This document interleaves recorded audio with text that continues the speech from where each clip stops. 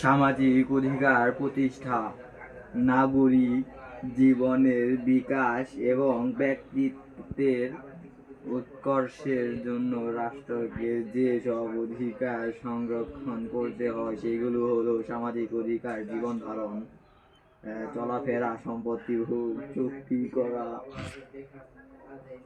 মতামত প্রকাশ, পত্রের স্বাধীনতা প্রভৃতি হলো সামাজিক অধিকার।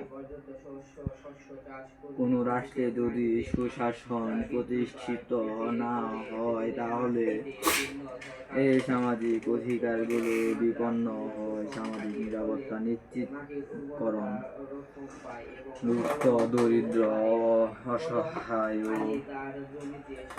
অনগ্রসর জনগোষ্ঠীর স্বাভাবিক জীবনমানের নিশ্চয়তার বিষয়টি সামাজিক নিরাপত্তা নিশ্চিতকরণকে বোঝায়।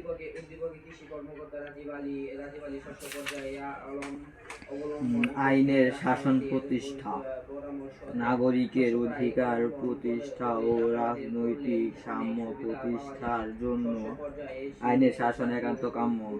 আইনের শাসন প্রতিষ্ঠার জন্য গণতন্ত্রের পাশাপাশি সুশাসনেরও প্রয়োজনীয়তা রয়েছে। সুশাসন প্রতিষ্ঠার হলেও আইনের দৃষ্টি সব নাগরিক সমান বলে গণ্য হবে এবং প্রত্যেক নাগরিক আইনের সমান আশ্রয় লাভের অধিকারী হবে। আইনের শাসন প্রতিষ্ঠিত হলে সামাজিক সাম্য, নাগরিক অধিকার, গণতান্ত্রিক সমাজ ও স্থিতিশীল রাষ্ট্র ব্যবস্থা প্রতিষ্ঠা হবে।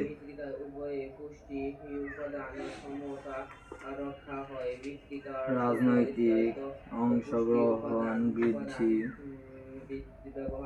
এর মাধ্যমে পুষ্টির উপাদান সর্বোচ্চ ব্যবহার নিশ্চিত হয় এবং তথ্য ও পর্যায় অবলম্বন করলে সারা বছর জমি ফসল দ্বারা আবর্তিত থাকে। ফলে সুদীর্ঘকাল ধরে সমাজে প্রচলিত আচার ব্যবহার রাজনীতিকে প্রথা বলা হয়। প্রথা হলো আইনের প্রাচীনতম উৎস।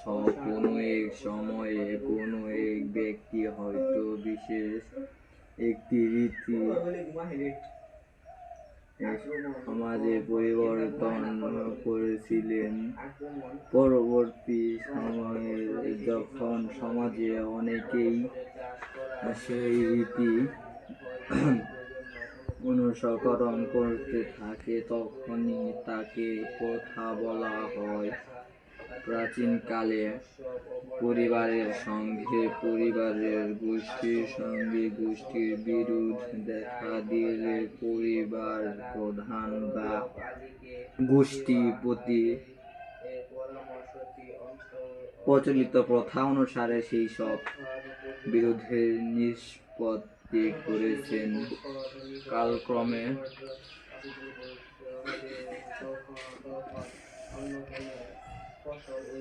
ধর্মীয় বিভাজন,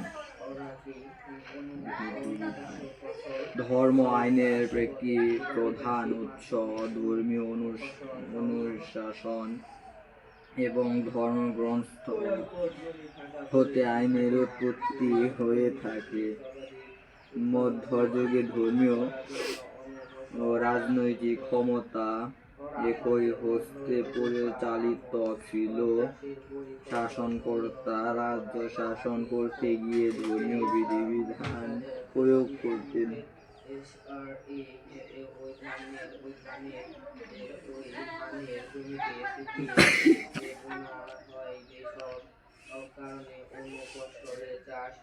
পাঠ মূল্যায়ন,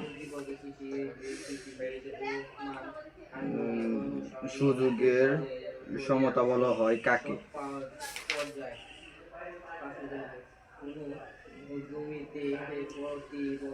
জীবন নিশ্চয়তা, নাগরিকের জীবন রক্ষার জন্য পর্যাপ্ত ব্যবস্থা গ্রহণ হল গণতান্ত্রিক মূল্যবোধের সবচেয়ে গুরুত্বপূর্ণ উপাদান।